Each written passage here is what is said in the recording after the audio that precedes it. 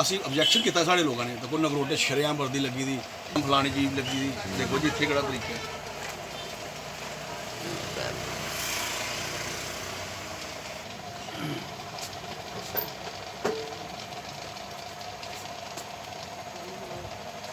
पेना के लिमका भी नहीं आज नींबू का मम्मा ठीक जरा मैं तू भैन जो बिक तेनू मार नहीं वो भैन जो आशू की फोटो लांदा अच्छा उत्ते साला बिकी जांदा ना ओदा खाई जांदा ते ओली लांदा जांदे वो फोटो कड़ी आंदे ते फिर उन्हें मैनू कोई पूछया नहीं मैनू ने फोटो कित्थों ने लई कि फोटो मेरी लगी दी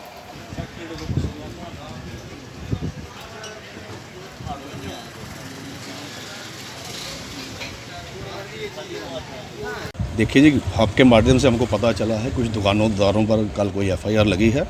पहले तो हम उस चीज़ का खंडन करते हैं।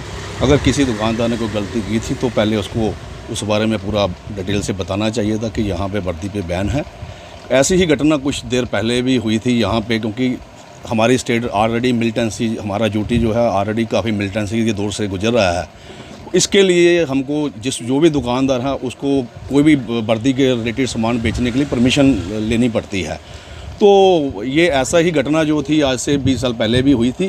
तो उसमें हम सभी दुकानदार जाके डीसी साहब से हमने परमिशन ग्रांट कराई थी, जिसमें हमने यही रखा हुआ था कि कोई भी पुलिस वाला या आर्मी वाला आता था उसका हम रिकॉर्ड चेक करते थे, बाकायदा रिकॉर्ड चेक करते थे, रिकॉर्ड के माध्यम से उसकी आइडेंटिफिकेशन करते थे, उसी को वर्दी प्रोवाइड करवाते थे। तो हमारे बाज़ार में भी कोई भी बाहर से कोई भी लोग आता है जो वर्दी लेने के लिए, हम उसको वर्दी उसकी आई कार्ड जब हमको उसका पक्का पता चल जाता है कि आर्मी का ही बंदा है, आर्मी पुलिस का ही बंदा है, तभी हम उसको वर्दी देते हैं। ऐसा ही है। तो अब हमने जो कल की घटना देखी है तो उससे हम आपके अखबारों के माध्यम से भी हमको पता चला है कि ऐसी ऐसी बात हुई है। तो हम अब सभी अपने जितने भी हमारे दुकानदार भाई हैं जो वर्दी का काम करते हैं, इसके रिलेटेड काम करते हैं, हम मिल बैठ के डीसी साहब से जाएंगे, क्योंकि यहाँ पे आपको पता ही है काफ़ी क्वांटिटी में यहाँ पे आर्मी है और पुलिस फोर्सेस हैं, सारी पैरामिलिट्री फोर्सेस हैं। उनको भी जब भी वो घर से छुट्टी पे आते हैं, कहीं पे भी जाते हैं, तो उनको यूनिफॉर्म लेनी पड़ती है। तो वो भी कहाँ जाएंगे, उन्होंने बाज़ारों में ही आना ना, स्टेशन के साथ में शिव मार्केट पड़ती है।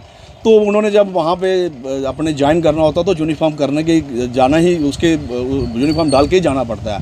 तो इसीलिए उनका रोजी रोटी भी उनकी चलती है।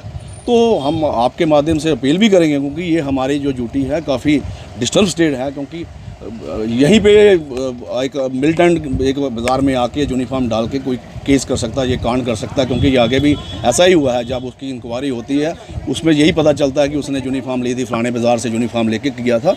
ऐसा हम भी सिक्योरिटी फोर्सेस के साथ हैं, हम भी नहीं चाहते कि ऐसी कोई घटना हो, पर फिर भी हमने बैलेंस करके ही चलना, क्योंकि दुकानदारों का भी रोजी का मसला है, वो भी समझदारी से काम लेते हैं, ऐसा नहीं है। बाकी हम आपके माध्यम से अब हम एसएसपी साहब से बात करेंगे, जिसको भी कोई ऐसी घटना एफआईआर की हुई है उसको हम उसको उसमें से उसकी एफआईआर कैंसिल करवाएंगे। तो बाकी आपके माध्यम से बार बार हम ये अपील करते हैं कि किसी कोई ऐसे लोगों को सामान नहीं दिया जाए जिसमें कोई गड़बड़ी हमारे देश के, हमारे शहर में कोई ऐसी घटना हो।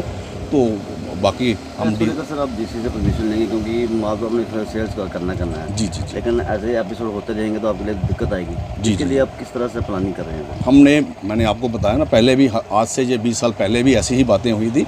तो हम सभी एसोसिएशन के अपने डीसी साहब से गए थे, फिर हमने उस पर उनको पूरी लिस्ट दी थी जो हमारे दुकानदार हैं, जितने भी हमारे स्टेशन में, सतवारी में, गुमट में ऐसे दुकानदार हैं जो इस चीज़ें जो यूनिफॉर्म बेचते थे। फिर उन्होंने उसकी सारी लिस्ट बनाई थी, उनको ऑलरेडी परमिशन ग्रांट की थी कि भाई, पर उन्होंने उसमें से हमसे यही डिस्कशन की थी कि किस तरह से किसको यूनिफॉर्म देनी है। फिर हमने उसका कार्ड, उनका जो आइडेंटिटी कार्ड होता है, वो एक प्रूव्ड आइडेंटिटी कार्ड होता है, उसकी हमने डिटेल पूरी लिखी थी, अपने रजिस्टर मेंटेन किए थे। रजिस्टर ऑलरेडी हम रजिस्टरों पे उस पर उनका चढ़ाते थे और उसको सबमिट करते थे। महीने के बाद जो भी जिसको यूनिफॉर्म दी थी उसको डीसी दफ्तर में सबमिट करते थे। तो ये ऐसा है चल रहा था ऑलरेडी। तो अब हम उसको देखेंगे कि कैसे उन्होंने यूनिफॉर्म बेची, उनके पास रिकॉर्ड था नहीं था। अगर नहीं रिकॉर्ड था तो वो तो चलो गलत था। हम उनसे एक बार सबको बुला के तो वहाँ पे बैठ के यही बात करेंगे, क्योंकि ये एक देश की सिक्योरिटी का रीज़न भी है। हम नहीं चाहते कि कोई ऐसी गड़बड़ी हो जिसमें हमारे शहर को और देश को नुकसान हो।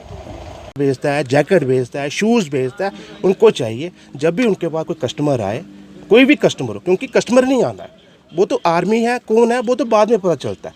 इतना तो हम देख लेते हैं कि वो आर्मी वाला या कौन है, इतना तो हम देख लेते हैं। मगर मैं ये चाहता हूँ जब भी कोई आए उनका आईडी चेक करे, आईडी के बिना नहीं बेचना चाहिए। मैं ये चाहूँगा चैम्बर वालों को मैं ये बोलूँगा आप इसमें कुछ ना कुछ हस्तक्षेप करें, क्योंकि ड्यूटी है, आगे काम काज नहीं है, बिल्कुल जीरो है, लॉकडाउन लगा हुआ है, हर काम में मुश्किल पड़ गई है, दुकानदार क्या कर। आपको लगता है गवर्नमेंट को इसके लिए कुछ ऐसा प्रोविजन बनाना चाहिए कि हाँ क्यों नहीं, दुकानदार हाँ क्यों नहीं। जैसे मैं भी कपड़ा बेचता हूँ, आर्मी का सामान बेचता हूँ, मेरे पास कस्टमर आता है, मैं बिना आईडी के चेक करके मैं देता ही नहीं, कोई भी हो, क्योंकि वो मेरे लिए कस्टमर है।